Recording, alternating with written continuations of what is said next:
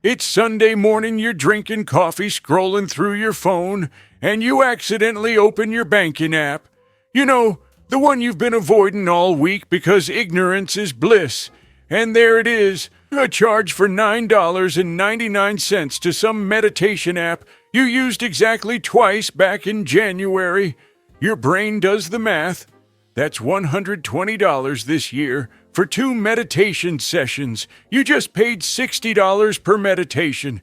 You could have hired an actual Buddhist monk to come to your apartment for less than that.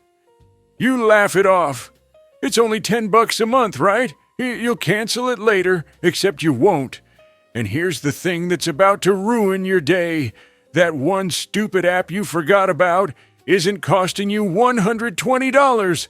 It's costing you $13,600, and that's just one subscription. You've got 7 more you're not thinking about, maybe 12. Some of them you don't even remember signing up for. I'm about to show you how that innocent little $10 monthly charge is quietly stealing your financial future. And the companies that designed it, they're counting on you never doing this math. Because once you see the real numbers, once you understand how this scam actually works, you're going to be furious. My name is Uncle Dan, and I spend way too much time thinking about the invisible mechanisms that drain your bank account while you sleep. If you've ever looked at your subscriptions and thought, how did I end up paying for all this?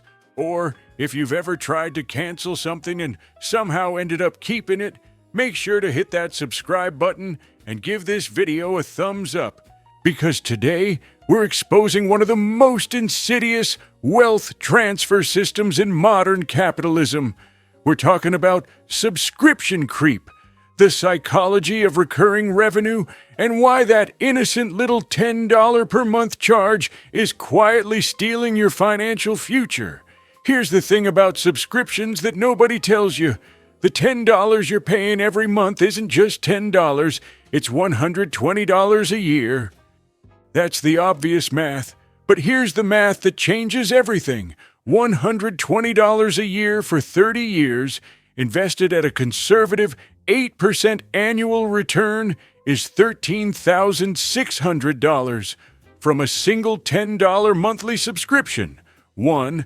Let that sink in. That meditation app you used twice, you didn't just waste $120. You stole $13,600 from your future self, but you don't have one subscription. You have 7, or 12, or 17. The average American now pays for 4.5 streaming services.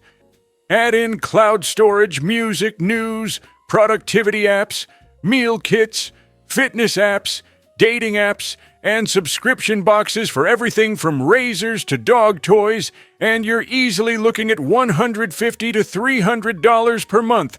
Let's be conservative and say $200 per month in total subscriptions. That's $2,400 per year. Over 30 years, invested instead of subscribed, that's $272,000, not $50,000, over $250,000. That's a house. That's financial independence. That's the ability to retire 5 years earlier, and you traded it for the convenience of auto-renewing entertainment and services you barely use. Now I can hear the objection already. Uncle Dan, I use these services. I watch Netflix. I listen to Spotify. These aren't wasted expenses.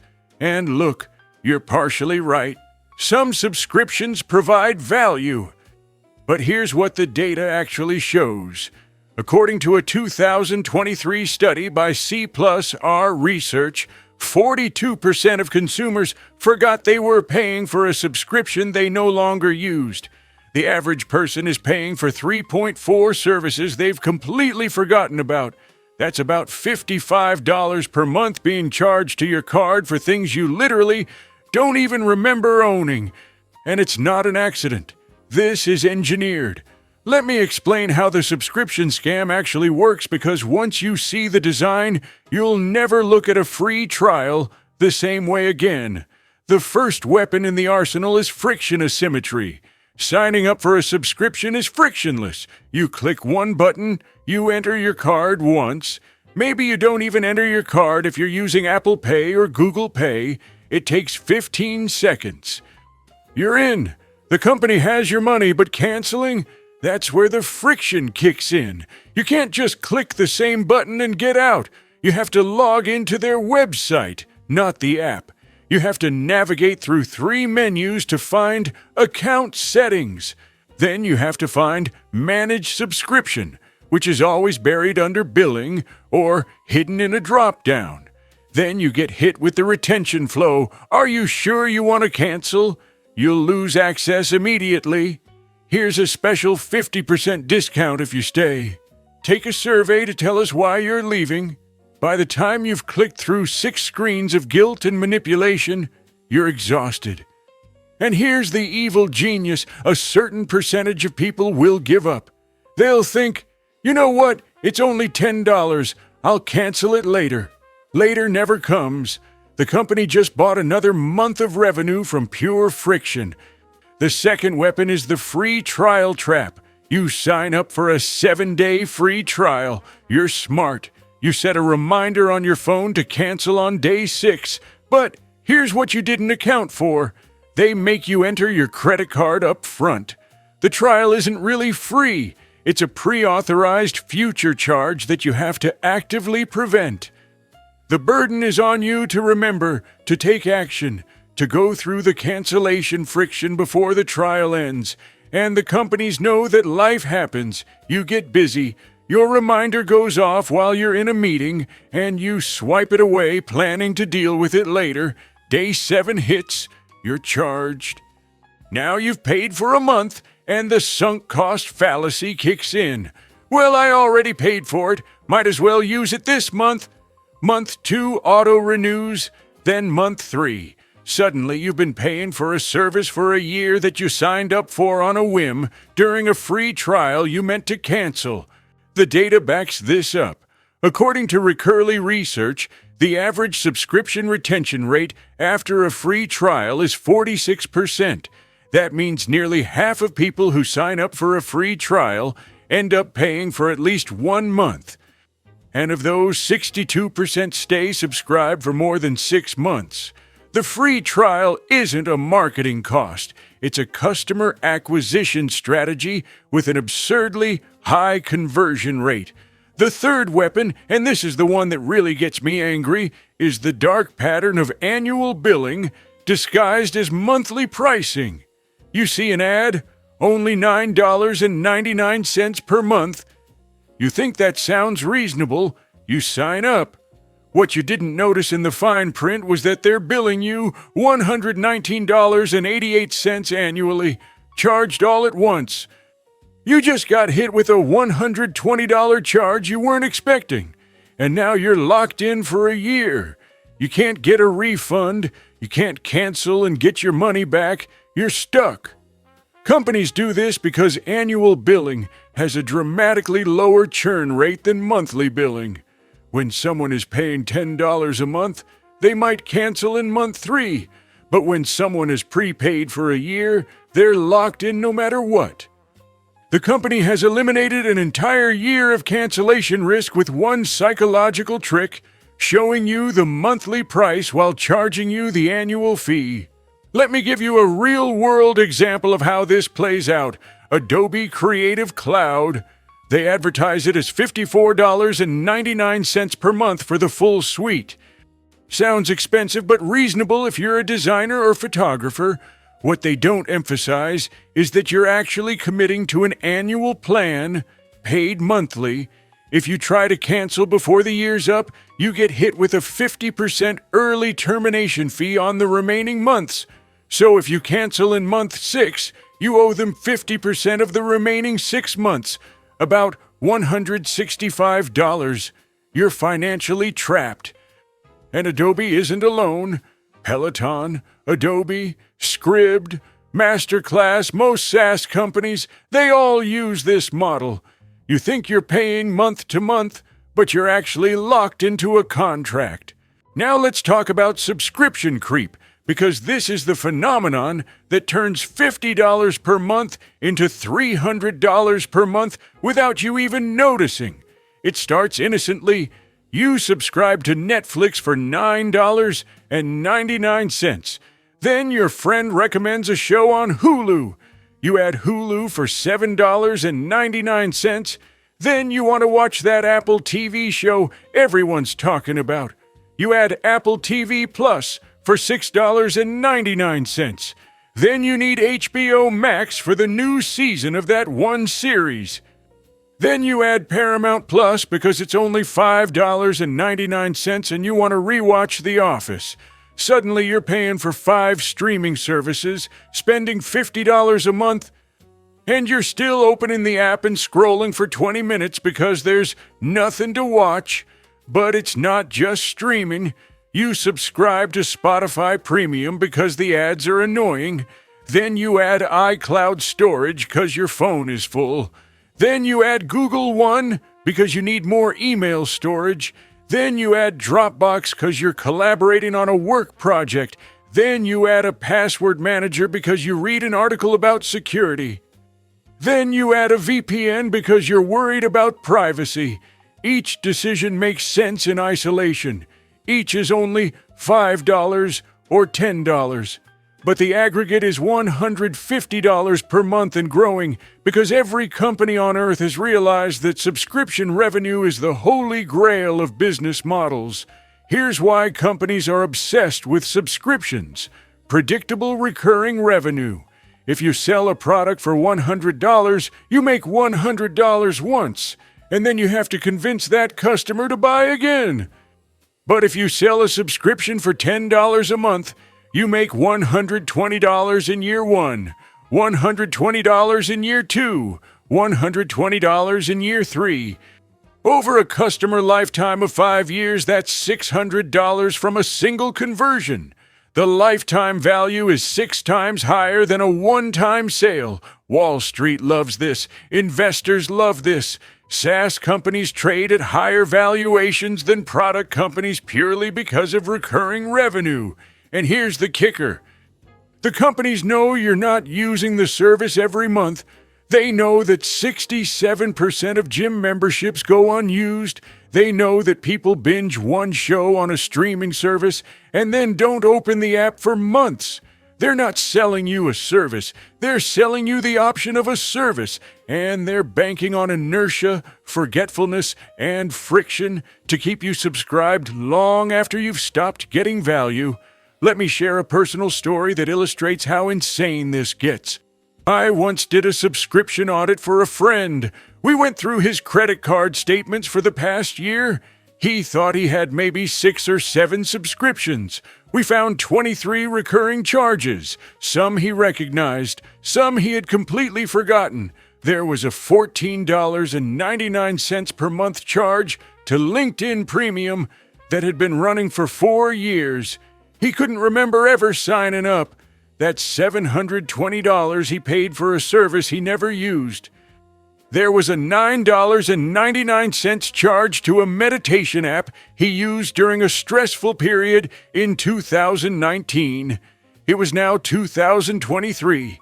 He'd paid $480 for an app he hadn't opened in 4 years. There was a $49.99 annual charge to a domain registration service for a website idea he'd abandoned in 2020. He'd been auto-charged 3 times. That's $150 for a domain he wasn't using. When we added it all up, he was spending $340 per month on subscriptions. And he was actively using maybe $80 worth. The other $260, pure waste. Dead weight. That's $3,120 per year being flushed down the drain. Over 10 years, invested at 8%, that's over $45,000. He thought he was being smart with money. He had no idea he was hemorrhaging wealth through 1,000 tiny cuts. And this is where I need to talk about the psychology, because the subscription scam wouldn't work if it was just about the money. It works because it exploits specific psychological vulnerabilities that most people don't even know they have. The first vulnerability is mental accounting. Humans don't treat all money the same. We create mental buckets. A $10 per month subscription gets filed under small recurring expense, like your phone bill or internet. It doesn't feel like spending. It feels like infrastructure. You're not buying something, you're maintaining access to something. This is why people will agonize over whether to spend $100 on a one-time purchase, but won't think twice about a $10 per month subscription. Over a year, the subscription costs more, but it doesn't feel like it because the mental accounting is different. The second vulnerability is present bias. Humans are wired to overvalue immediate rewards and undervalue future costs. The benefit of the subscription is now. You get to watch the show now. You get to listen to music now. You get access to the productivity tool now. The cost is later. It's a future version of you who has to deal with the credit card bill.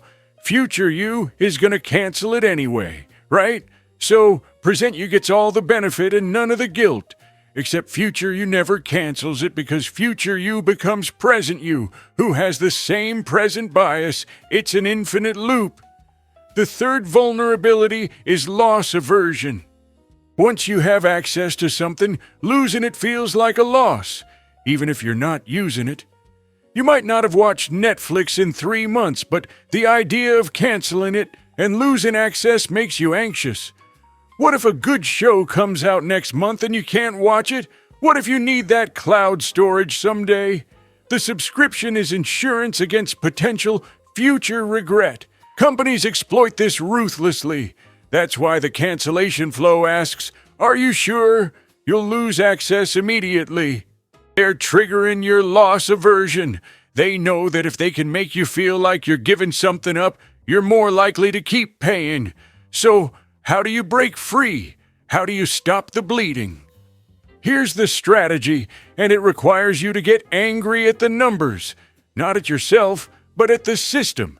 You need to do a full subscription audit. I mean a forensic, brutal, no-mercy audit. Step 1. Pull your credit card and bank statements for the last 3 months. Every single charge. Highlight every recurring charge. You're looking for anything that shows up more than once. Streaming services, apps, memberships, anything with subscription or monthly in the description.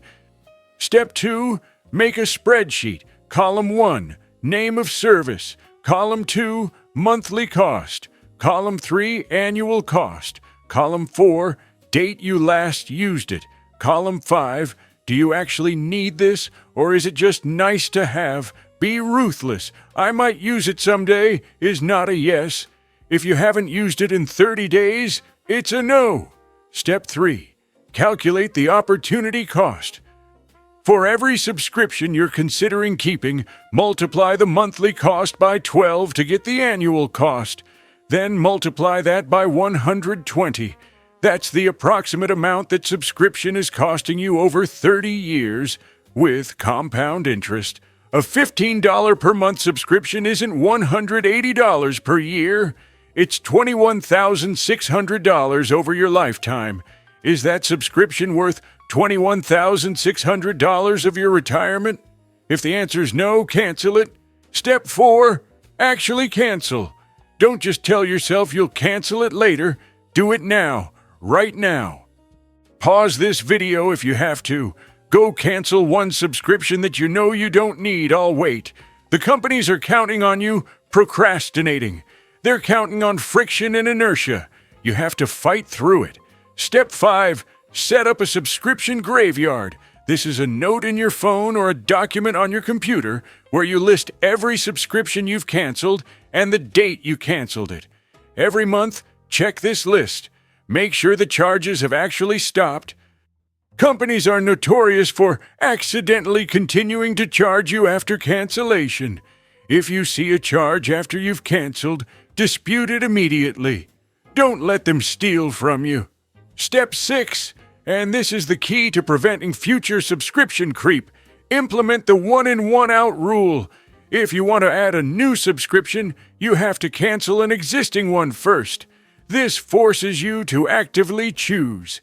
It prevents the slow accumulation that gets you to 23 subscriptions without noticing.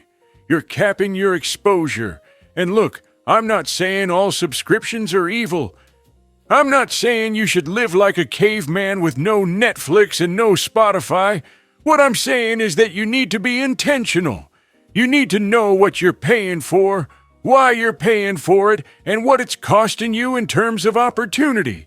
The difference between financial security and financial stress is often just $200 per month in wasted subscriptions.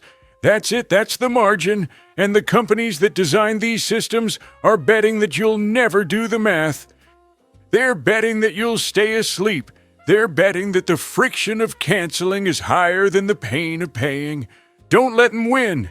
Get angry at the numbers. Use that anger to audit your life, cancel the dead weight, and redirect that money toward your actual future. Because every dollar you're spending on a subscription you don't use is a dollar you're stealing from your future freedom. And your future self is counting on you to wake up and fight back.